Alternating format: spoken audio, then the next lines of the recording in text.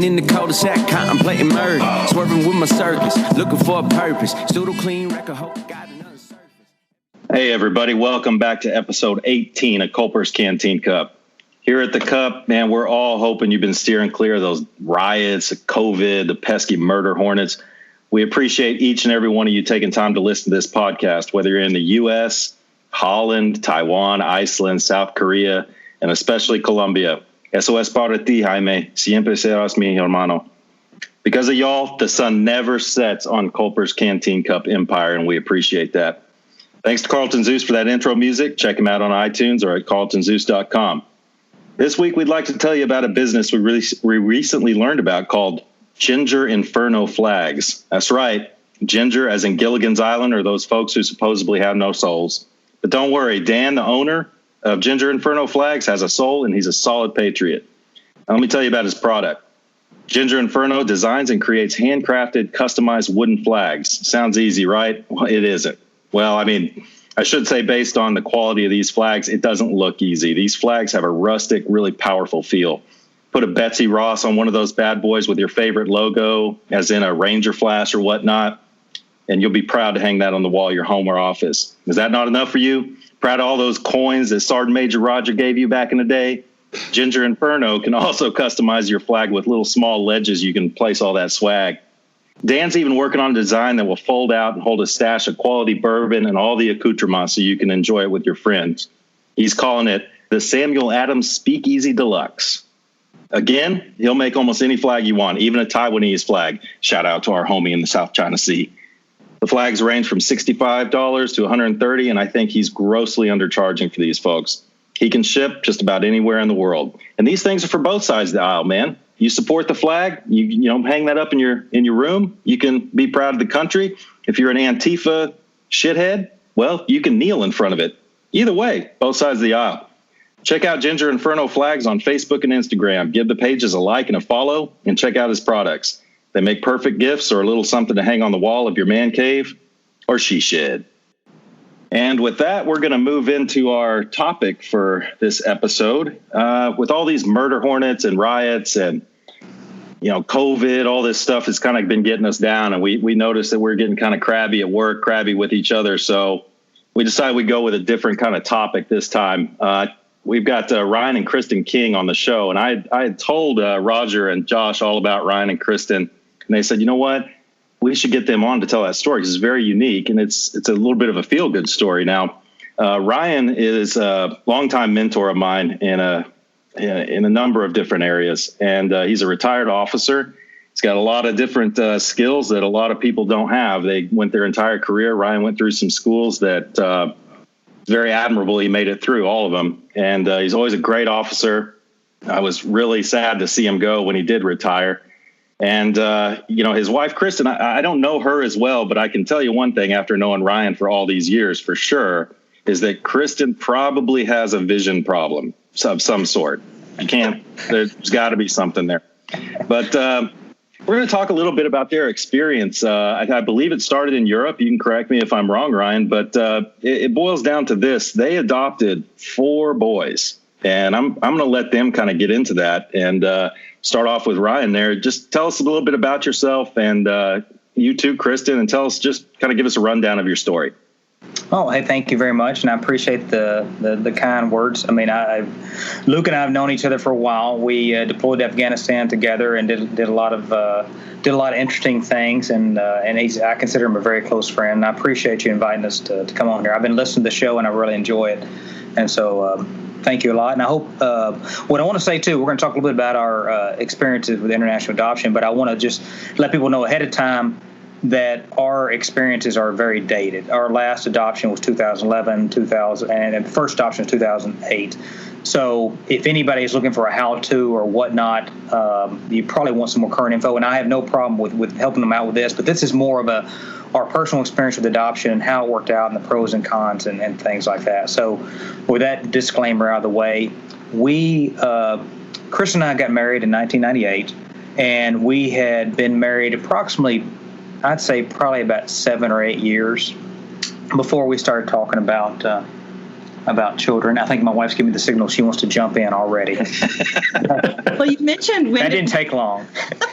You mentioned when did this start, and it actually started before we got married because I always knew that I wanted to adopt. So it was one of the things we talked about when we started getting serious and we were dating. You know, would this be something you'd be up for? And so we had that conversation before we even got married.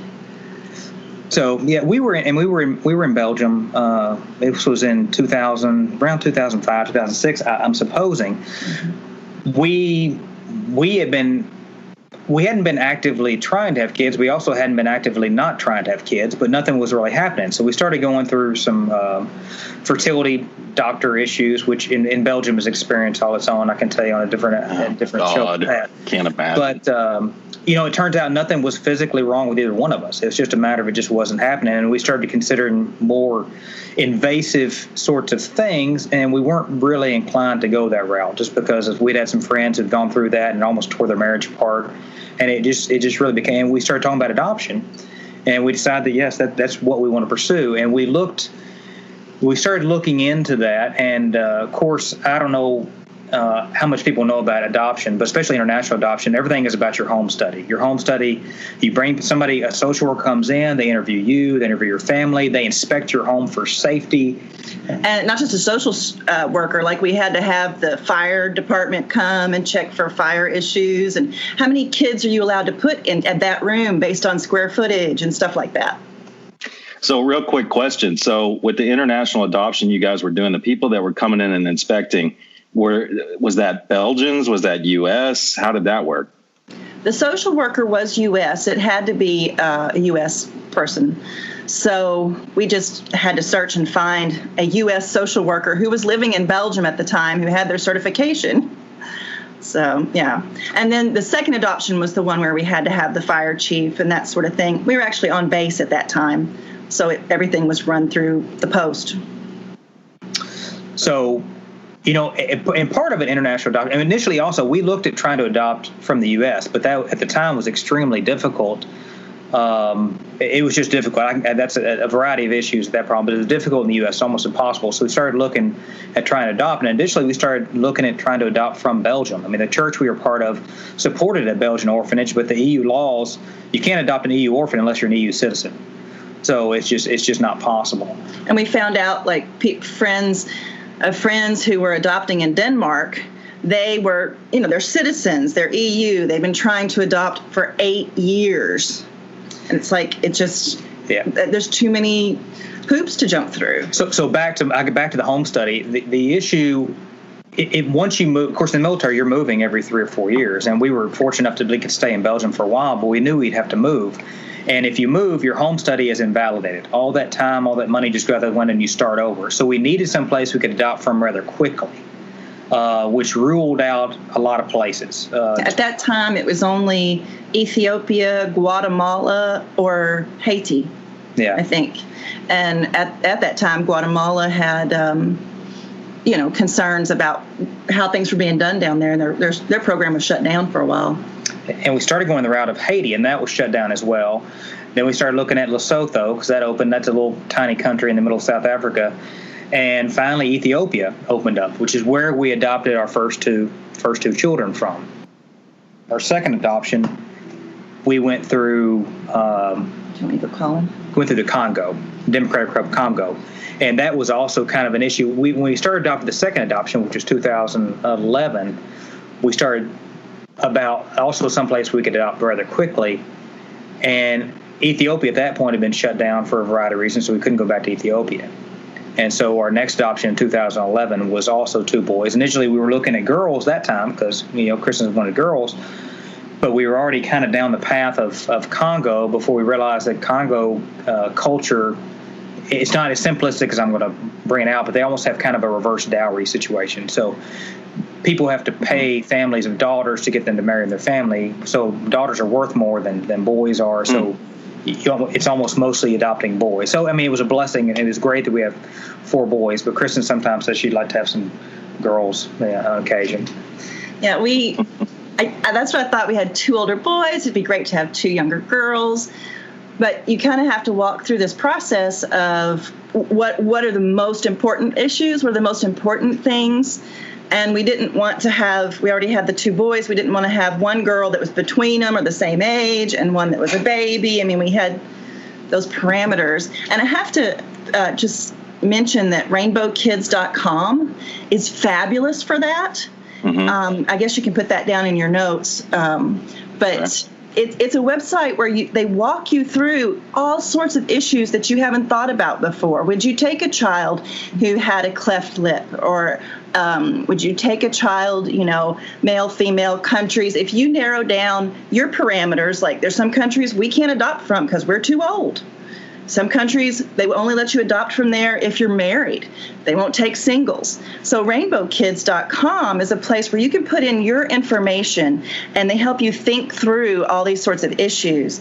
And I would say also, people ask about, what kind of advice would you tell people who are considering adoption? A couple of things I would say. One is most orphans, even babies, in some sense, they come to a new family with issues.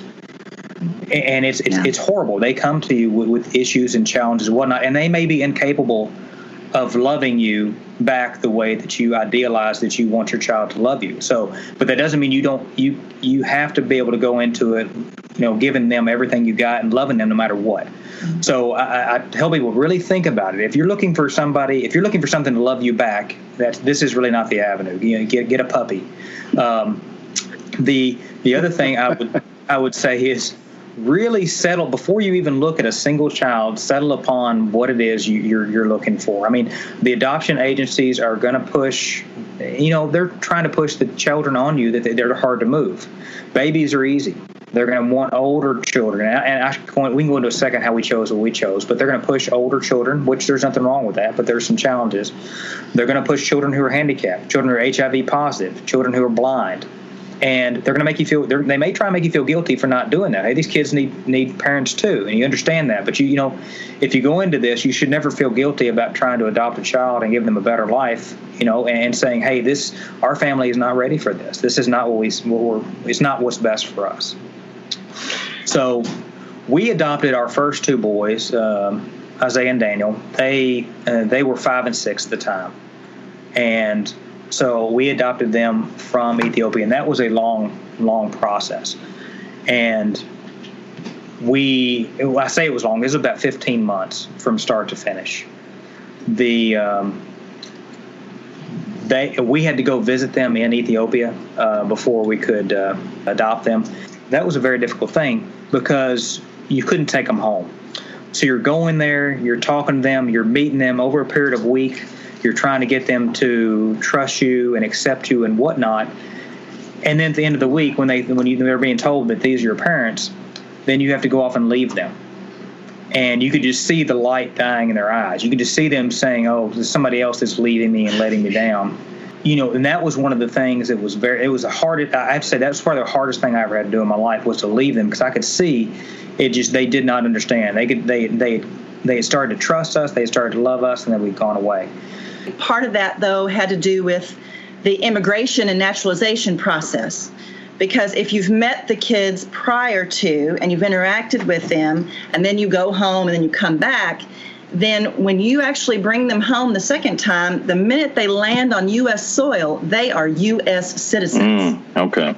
And, as hard as that was, it was worth it in that respect. We did not do that for our second adoption.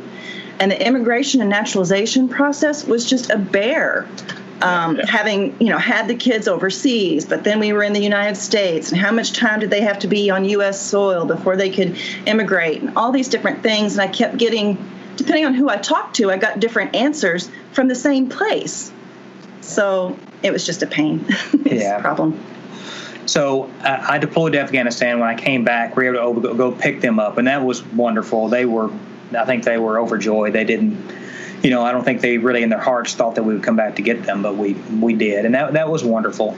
And but it was interesting because a lot of people, what they don't realize is, you can't speak. You're going to take these 2 kids home to a different country, to a different whatnot, and you can't communicate with them, and they can't communicate with you. I mean, they don't speak they don't learn to speak English for about 90 days. Because our boys were 5 and 6. Yeah, they were 5 and 6, so it's really challenging. And actually, what we did, what came quickest is we had done some research and found out that your part of your brain that learns processing language and whatever, they can learn sign language so much faster than they can learn a verbal language. So we bought the signing time videos, which is to teach young deaf children how to do sign language. Hearing children how to do hearing children how to do sign language. And within a week, we were, week 10 days, we were able to communicate them with sign language. So they learned that much sooner than they actually learned English. So that was quite helpful. It may surprise you to find out that 2008 and 2011 were actually a long time ago. And I saw one of the boys in the background there, so I know where one of them is. What are the rest of them doing now? Yeah, that was my oldest. He just graduated from high school, and he's getting ready to go off to college here in the fall. My second oldest he's actually at my parents' house doing dog sitting, and our two youngest, I think my second youngest is downstairs playing on the Xbox, and my youngest is at a friend's house swimming in a pool. Does he play the new Call of Duty? No, we actually, believe it or not, the youngest kids, we've tried to say, no video games where you're actually shooting what looks like a person. Oh, okay. That's smart. That only goes so far, but we're doing our best in a losing battle to. And the boy that's going off to college is obviously going to Louisville, right? Oh no! No. That's humor, I bet, right? Where is he going then? He's going to University of Kentucky. Oh my gosh, a Wildcat, right? Yeah. Josh looks like he wants to ask something. No, I was just gonna say he's probably not going to Texas Tech, Luke. I got 3 more chances, right? 3 more? Yeah. Yeah. And I've got a good friend teaching there, so maybe we'll visit and one of them will want to go. Excellent. There you go. Hey, so it's incredible what you've done. What was probably, other than the communication thing, what has probably been like your biggest challenge in all of this after, you got them back to the United States and trying to get them adjusted and settled? I don't know if it's the biggest challenge, but I know adopting children from Africa, you frequently deal with some health concerns. They have a lot of lingering sorts of issues. I mean, I remember we took our oldest boys. We were at Shape in Belgium. We took them to the clinic there, and luckily there was a virologist there who had experience in Africa, and we did a bunch of blood work and whatnot. And we came back, the results ran. It's like, well, do they have anything? They're like, yes. Like, what do they have? They're like, they have everything I've ever heard of in their bloodstream. It's like, oh my goodness. And they're like, no, that's a good thing. Their immune system is going to be incredibly strong, but they've been exposed to you're talking about kids that are 5 and 6 and have multiple times had malaria already. Good. Yeah, one of them, they had an earache and had burst their eardrum because they couldn't get medication. And they had, like us, there was an intestinal parasite and skin fungal parasites. Issues on skin and nails. And yeah, our youngest son, before we could even get him out of Congo, was having seizures. And they put him on phenobarbital because they thought he was... nobody uses that anymore. Because you get the leftovers. That's what Africa's getting. They thought he had epilepsy, and it turns out they did more. What had happened, he was having what's called malnutrition seizures. It's like, the synapses in your brain have a coating of fat, and you get your body fat down so low, it just starts eating that away, and you get a short in your brain. Good so Lord. He was having seizures because he was so malnourished, and they were starving to death before we could get there to get them. Wow. They did have it's funny because a few months before we went, there was a program where they brought in the peanut butter that was like packed with calories and vitamins. And I don't know the name of that program, but once they got it, he started having fewer seizures because he was getting this packed with everything peanut butter. And I remember one of our first trips where we took them out somewhere, they were sitting in the cart going to Sam's, and we went by the pallet of peanut butter where it's stacked like, 2 people tall, and they were just like, they couldn't say anything, but they were like, reaching for it. Wow. Yeah.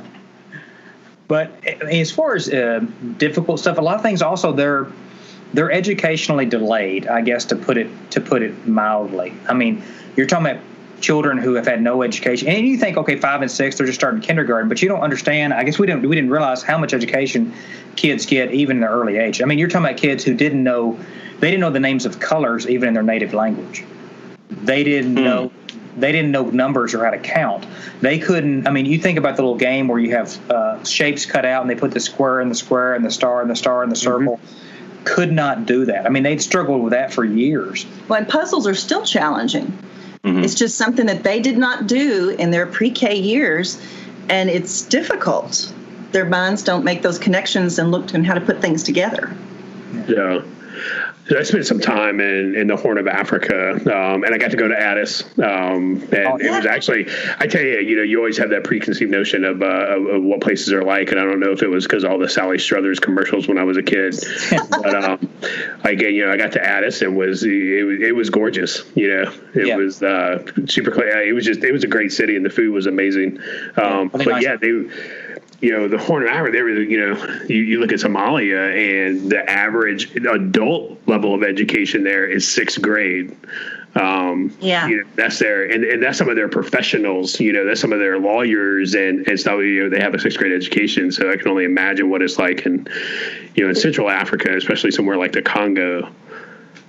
And yet our eldest got to go to like a little school, not just Sunday school, but some kind of little school at the church. And the Ethiopian language has, I can't remember if it's over 200 characters in the alphabet, something like that. I can't remember exactly, but he could say them all. So it's so I guess health and education were some of the concerns, and just getting them to I mean, orphans.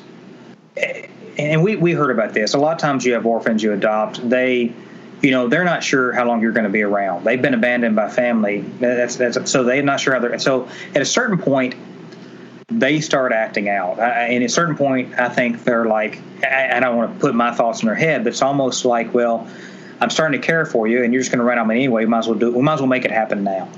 And I can remember with every one of my children, there was always a turning point where I'd said, hey, what you're doing is completely unacceptable. I don't approve of it. You can't do it. We got to stop it. But no matter what you do, you're not going anywhere. You're part of our family, and we love you. And so just knock it off. What about cultural issues? Well, I don't know if it's culture, but there were some. We were just talking the other night about how I can remember we took our boys we had to go to the U.S. Embassy while we were there before we could leave to get the exit visa, and they had a little water cooler there in the waiting area, and the kids they got a cup of cold water, and they were just so amazed. It was like the most amazed. They'd never drank anything cold, and they were just amazed. It's shocked. Like running over to us with this cold cup, like, taste it. Like, yeah, great. Because everything that was new to them was also new to us, evidently. And I remember leaving the airport. I didn't think it was a big deal. One of my oldest son went absolutely berserk. He'd never seen escalators before, and he's like, what kind of witchcraft is this? And he was dragging down the escalators. He was freaking out. Also, like food, right? You think, you don't expect your 6 or 7-year-old to have a taste for coffee. But in Ethiopia, they might not have had food, but they could walk down. They picked coffee beans. They roasted coffee beans. They were drinking coffee, in preschool. From a young age. And they would eat. Oh my gosh! Well, they're 4 boys, but the spice, like our Ethiopian sons, you almost cannot get anything too hot for them. It's one of them will make jalapeno sandwiches, and literally it's bread and jalapenos stacked with half an inch thick with hot sauce. Yeah, with hot sauce. Holy smokes! And also we kind of, and this just shows our level of lack of understanding. When we adopted from the Congo, we just kind of thought both, it's similar culture, similar experience, but they were completely different. I mean, Ethiopia had there was, from a very young age in Ethiopia, you were expected to work to help the family. And so, you look upon that as, oh, that's so horrible. But in a sense, also, our boys felt much more comfortable and felt like they were part of the family when we gave them responsibility and duties and chores. It almost, okay, I'm contributing to the family, I'm secure in my role, and it seemed to really kind of help them a lot. I might have lost the thread of your question there.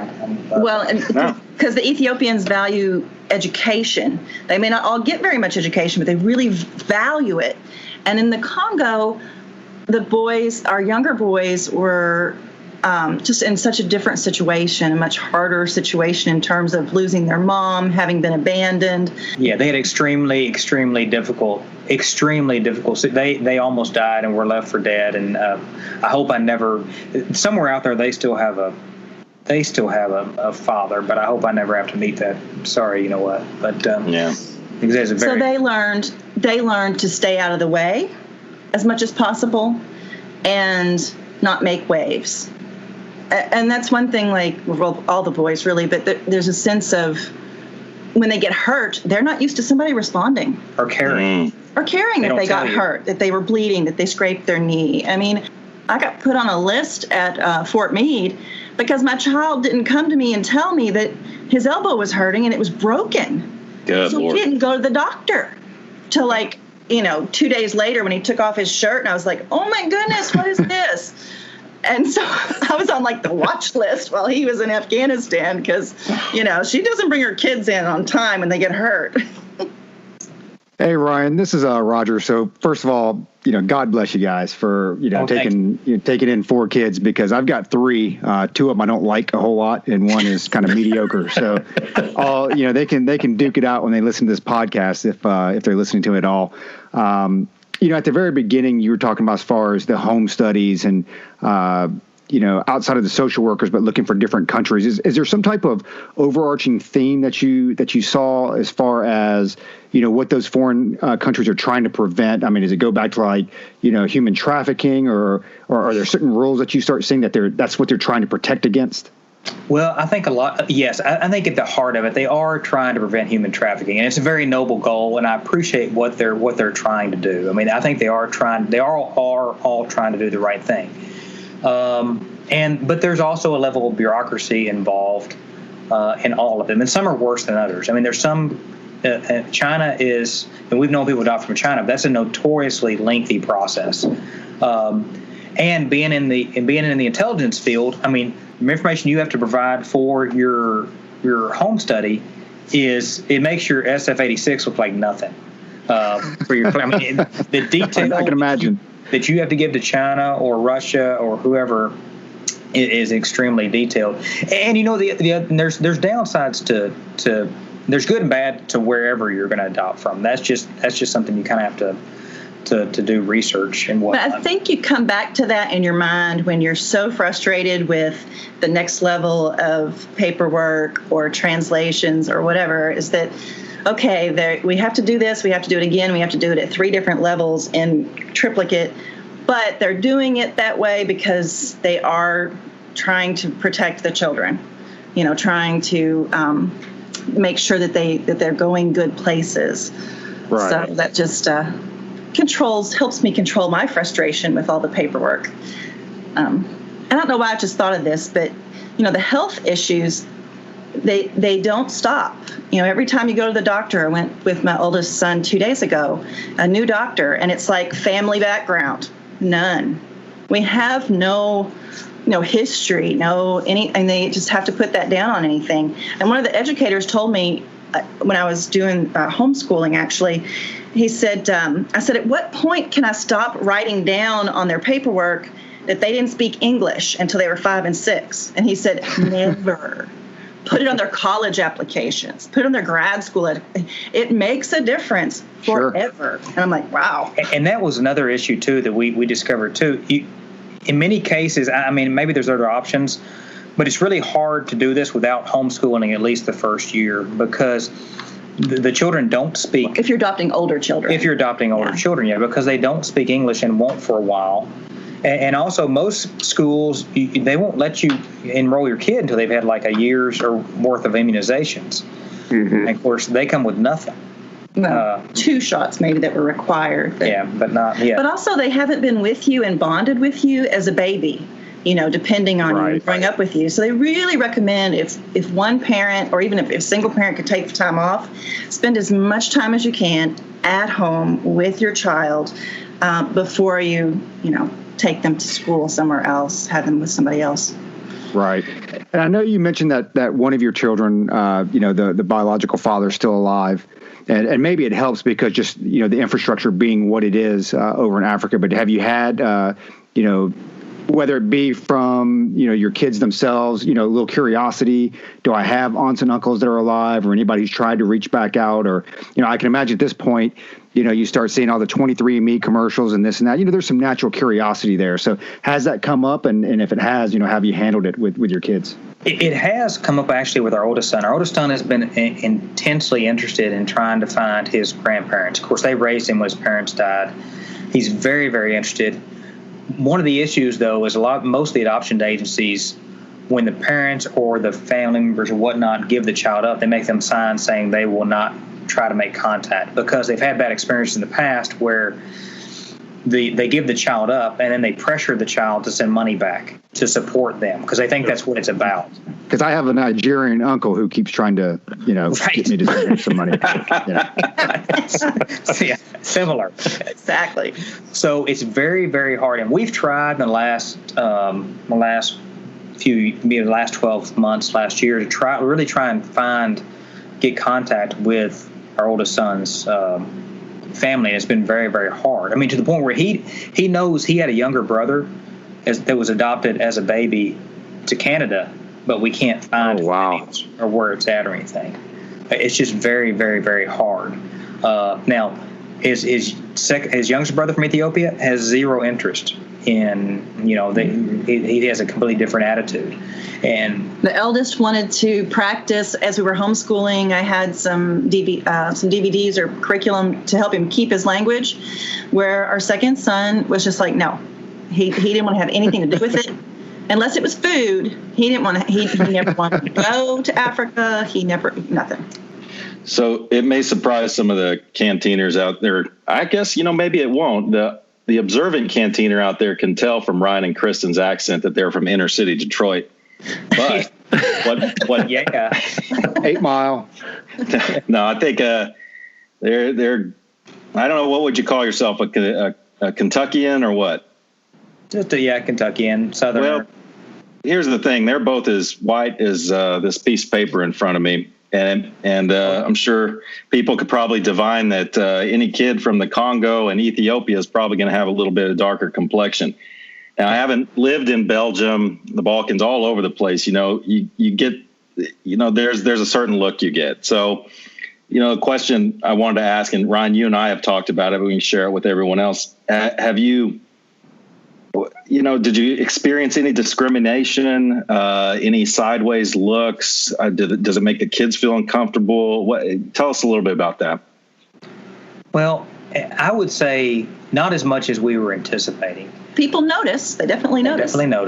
But the other thing is, Kristen went to a good workshop ahead of time, and they gave some tools, I guess, to dealing with that, because it really – you're going to get curiosity because they look at you as a family and your vibration when it doesn't fit. So they're in their mind, they're trying to figure what is this? How do these fit in together? And it really helps being part of the military community too, because there's a lot of mixed families in the military community. It's not uncommon. It's much more common, really, I think, than civilian world in some cases. But we've tried to train. We've read a lot before this, and we read have the dangers of sensitizing kids to racism early. So, I've just tried to train my kids. If somebody's treating you poorly, 9 times out of 10 it's just because they're a jerk. It's not because they're a racist. That's just who they are. Or they're both. Or both. Don't assume that, because they're probably a jerk to everyone. They're equally jerk, but we did, and it's funny because I was worried about that coming home to Kentucky, because we have some family members that are not what you would call all inclusive. We were kind of worried some of the things they would say, but it's funny because those family members were some of the most accepting and loving of our children. That's an exaggeration. Well. they were accepting compared to what we were expecting. They were so accepting. They were accepting. Now, they didn't necessarily change their ways, but they in their mind, it's like, well, they're different. Right. Our kids are the exception. Yeah, which it's it's not the 100% goal, but it's part of the way there. The other, and so people have mostly been polite and courteous and whatnot. Now there were some. You get a lot more open curiosity, I think, among the African American community. Yeah, I remember going because we were homeschooling, and I took the kids. Gosh, I guess it was to Jersey, Atlantic City.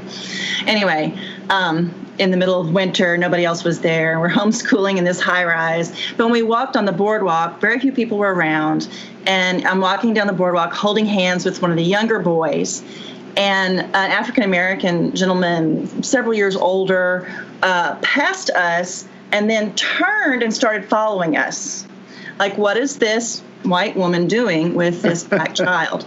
And the older boys had run on, and one of them ran back and was like, "Hey, mom, you got to come see this, whatever."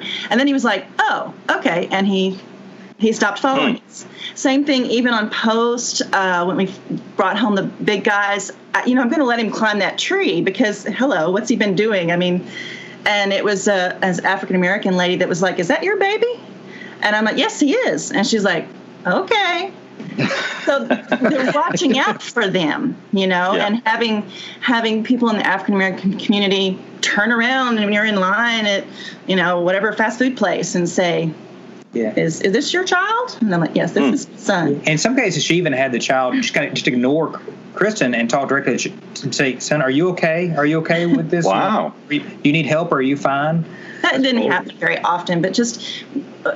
I took the boys to an all-gospel service, and when it was time to go around and greet people and that kind of thing, you think, oh, it's Christians, we're all here together, and yet most of the people there greeted my children and didn't speak to me.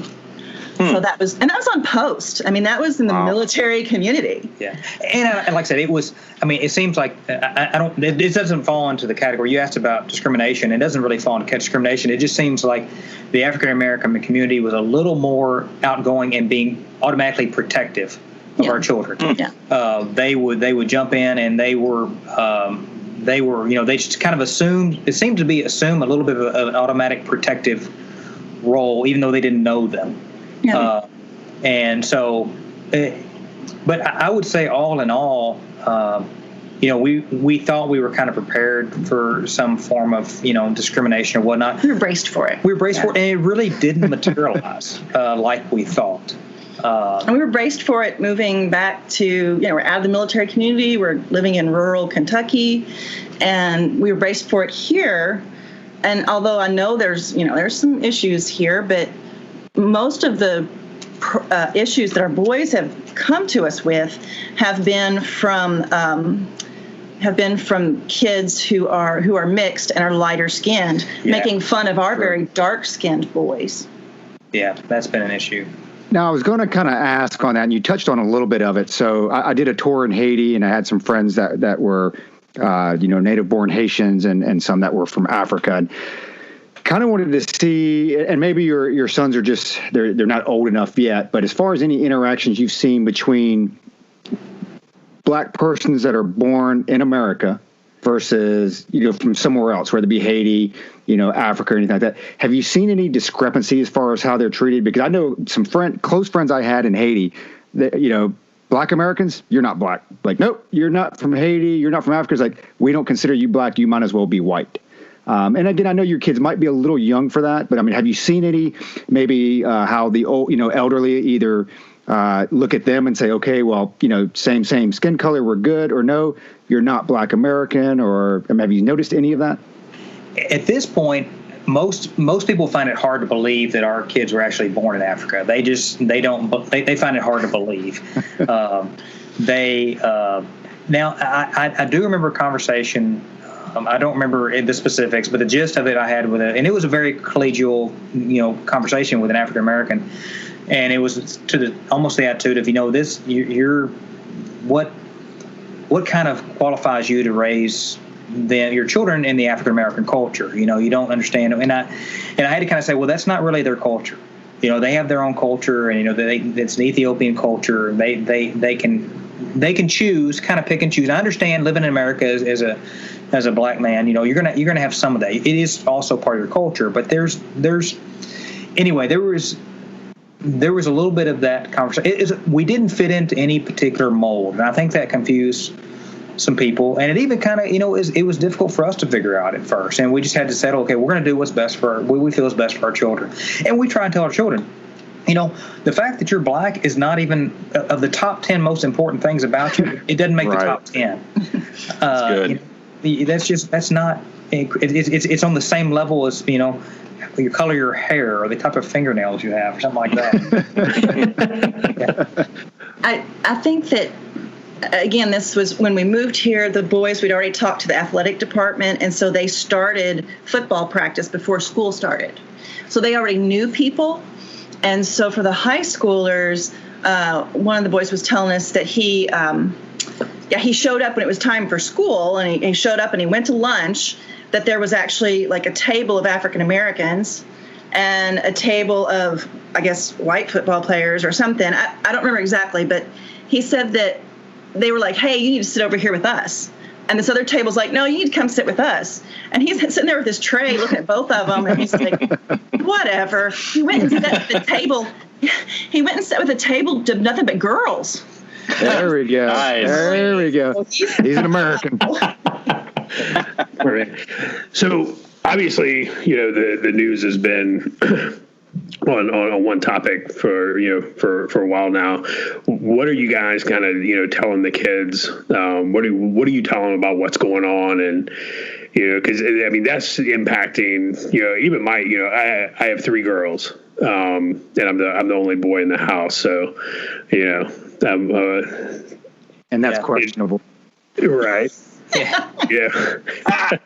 And even for the girls, like trying to explain to them what's going on, what message are you providing your sons, and kind of how are you framing that for them, because that's gonna this is obviously something they will remember for a very long time. Yeah, I mean, we talked about this the other night. I mean, and it comes down.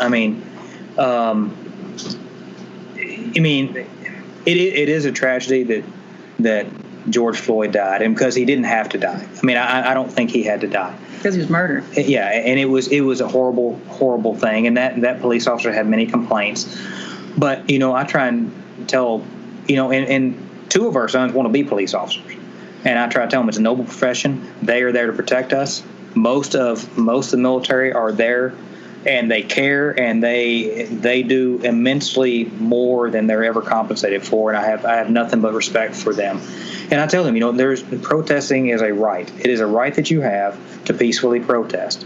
But when you endanger other people, when you break the law, that is totally unacceptable. I guess I have a lot of, I don't want to say fears, but just the idea that my son could jog through a neighborhood and get shot. I mean, that's just so unreal to me. And to think that I'm thinking, oh, yay, I'm glad that our child likes to go. One of them likes to take walks with us. So people in our neighborhood know who he is. But I shouldn't even have to think that way. Yeah. And we've thought about this. I mean, our sons are very funny, very gregarious, very outgoing, very whatever. Oh, but it makes me sad that somebody might look at them and be scared. And they've done studies where you take African-American children, typically, if you look at them and somebody has to guess their age, typically they're 3 to 4. They guess they're 3 to 4 years older than they really are. Yeah. So our child that just turned 13, I love it. He's the tallest one. He's already 6 foot. Yeah. And but people look at our 18-year-old and think he's 21 or 22. I mean, it's just. Then they're expecting them to act like they're expecting a 14-year-old to act like an older, more mature person should, instead of like the kid that they are. But I've tried, we've tried to instill them with respect for authority, that you treat somebody with respect, and part of it comes from me, my personal experience working in an intel field. If you're in a bad spot, first goal is to get off the X. do whatever it takes to get out of that situation. And typically that means being polite, being respectful, being understanding, not argumentative, not presenting any type of threat. Because, and I try to tell them, hey, if you're in a bad situation, the worst thing that can happen to you is not being arrested. If the cops insist on arresting you, just let them arrest you. What you don't want to do is give them an excuse for it to get physical. Although I know that there are a lot of African Americans who think if you get arrested and they take you off in that car, you might end up dead. You might end up. There's some fear there, and I haven't done research to know if that's a real valid concern or not. But as far as our children, we just try and tell them, hey, just be polite, be respectful, don't mouth, because in some cases there comes a point where the police officer has to make a decision, yes or no. Don't make it an easy decision for them. Or if you're going to make it an easy decision, make it easy for them to let you go. Because, I've known a lot of police officers, and most of them would rather not arrest you if they didn't have to.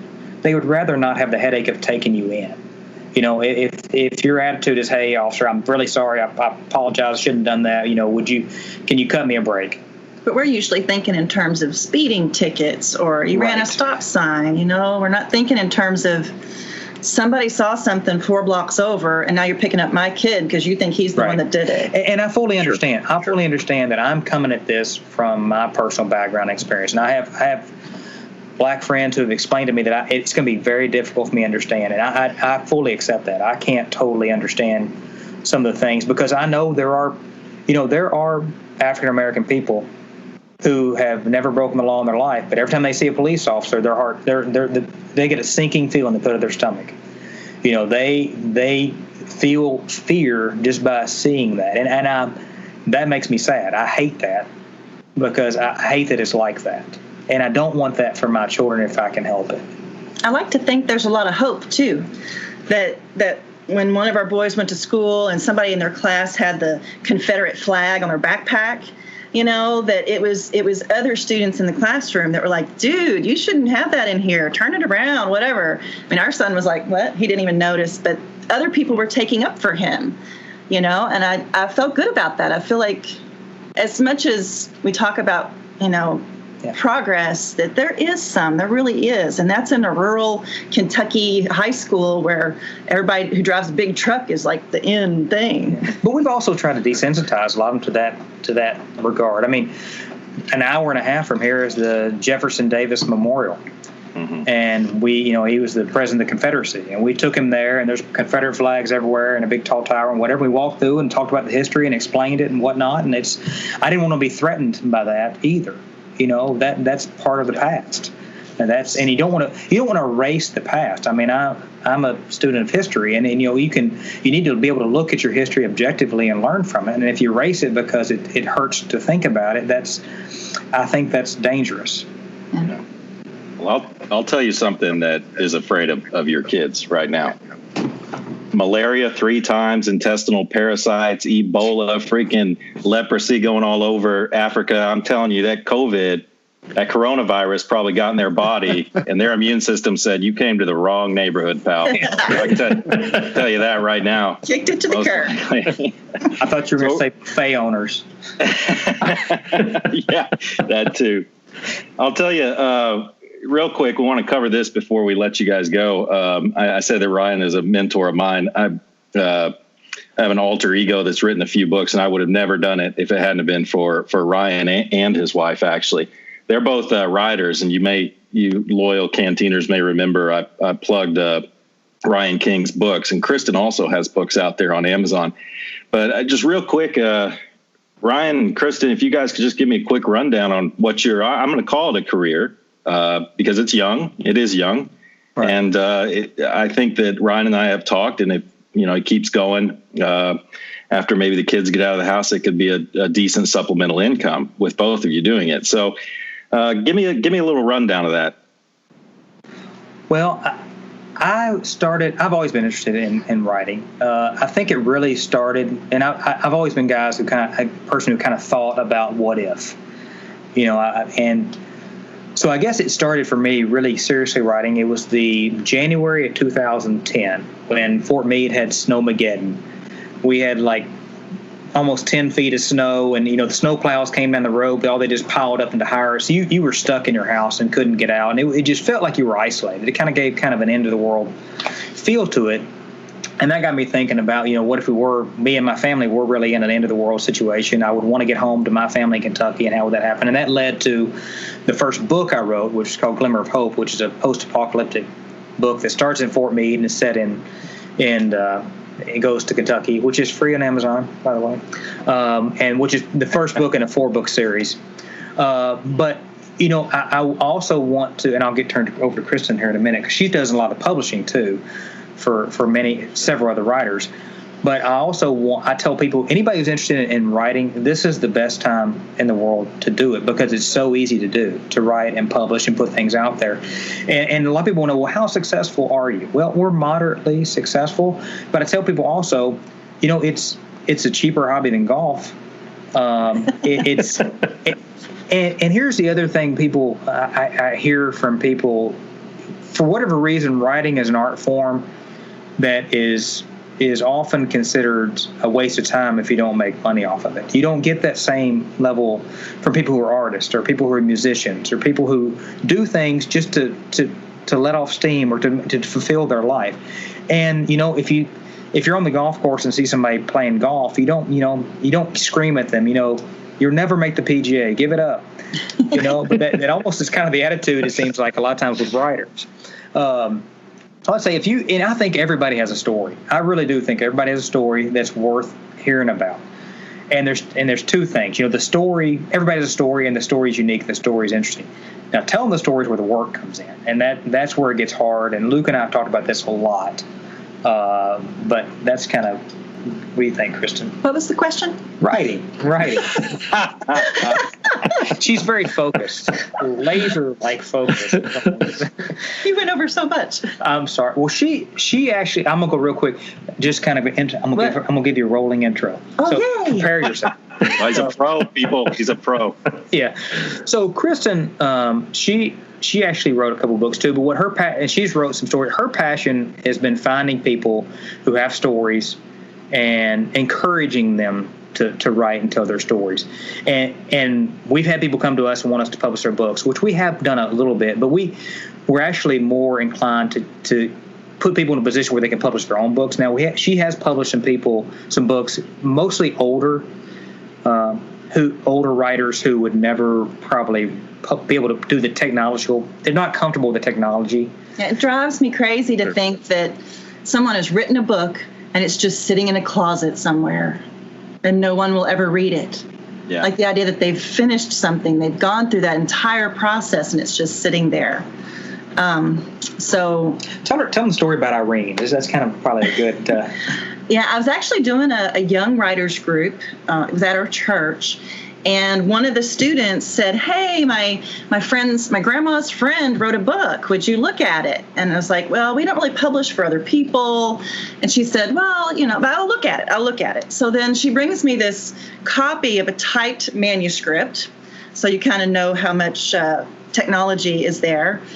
And I start reading it, and Ryan's the history buff, not me. But I'm reading this story of this girl who her dad is like teaching these Russian royalty people who have fled from Russia how to incorporate and speak German and all these things. It's a true story set right before World War II. It's her memoirs. It's her story of growing up. She was born in the same year as Anne Frank.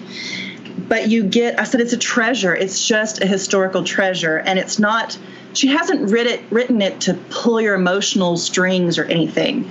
But just starting with, I don't know, when she was 6 years old and going up through World War II, then she was behind the Iron Curtain, how she dressed as a boy for 3 years to support her family as a teenager, and then became a nurse and escaped the Iron Curtain in 1953. And it's just...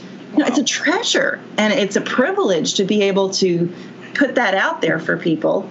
When I'm writing, it's more fictional, romantic type things.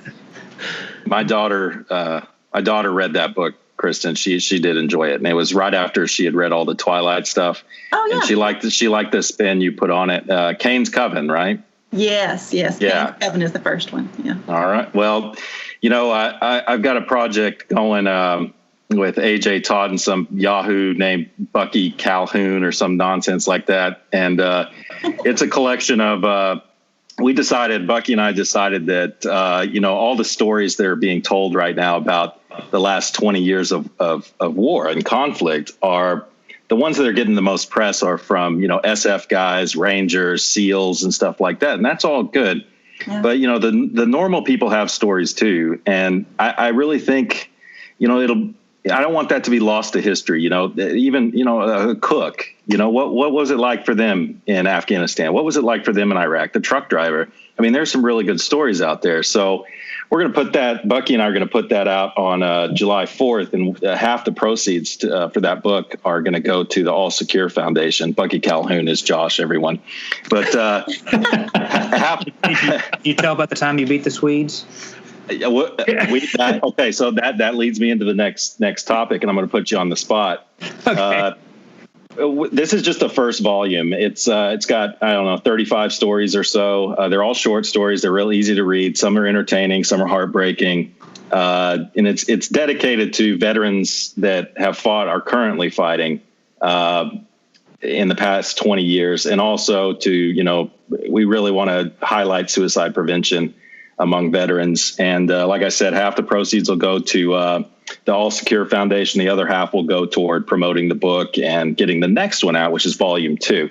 Now, I know, Ryan, that you had told me that you're kind of taking a hiatus from writing for a little while to focus on other things in your life. But I'm going to put you on the spot.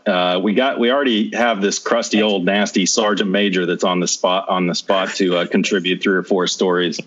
But I want to put you on the spot and try to get you to commit to maybe putting 2 or 3 in volume 2 that may be out around Christmas. What do you think? I can't say no to this story. Okay, well there you go. There you have it, people. Yeah, we got our big name, Bucky. We got Ryan King on board. The sales are going to go through.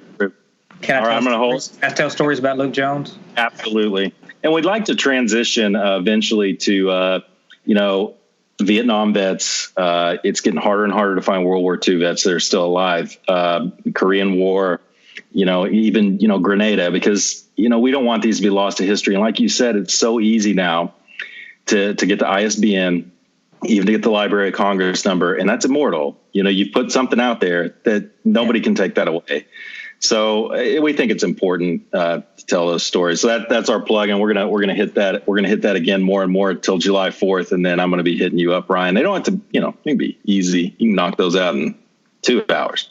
Yeah. We're gonna, one more plug for Ryan, and then I'm gonna close it out and say goodbye to Ryan and Kristen. Ryan wrote a short story called Redneck Reunion. It's on Kindle, on Amazon. I would highly recommend reading that story. That's one of the funniest things I've ever read. All his other books are great too. I think I've read all of them, And his next project, when he gets back to writing, is kind of a science fiction thing, and it's a really cool twist. So check him out on Amazon.com. Check Kristen out on Amazon.com. They publish through Three Kings Publishing. Ryan, Kristen, really is a really great talking to you guys. It was a nice change of pace to hear about that. My wife and I have considered adoption. We're still considering it. And I know a lot of other people are out there too. So if we get any feedback, and they have questions, we might send them your way as you offered. And, you answer those questions because, you made a positive change in those boys' lives, and good Christian people, good patriots. And we just think the world of you. So thank you for coming on. We might do a follow-up and later on talk about writing a little bit more. And appreciate you guys coming on. Thank you. Thank you so much, guys. Okay, and that about does it for episode 18 of Culper's Canteen Cup. Before we close out, Josh, you got anything? Yeah, so my kids said that they're going to set the house on fire if I don't plug their TikTok channel. So if you are on TikTok along with the Ministry of State Security for China, you go check out the TikTok channel those vibes, though. All right. So that's those vibes and though, THO. Why? Because they're teenagers. That's why. So go check that TikTok channel out for me so I can be the best dad in the world. And Mom, if you don't know what TikTok is, give me a call. I'll hook you up on that so you can go like that page. And with that, I think that just about does it for episode 18 of Culper's Canteen Cup. We hope you all enjoyed that. Don't forget to visit carltonzeus.com and Ginger Inferno Flags on Facebook and Instagram. Until our next episode, where we're going to burn your face off, stay frosty, keep canteen cups full.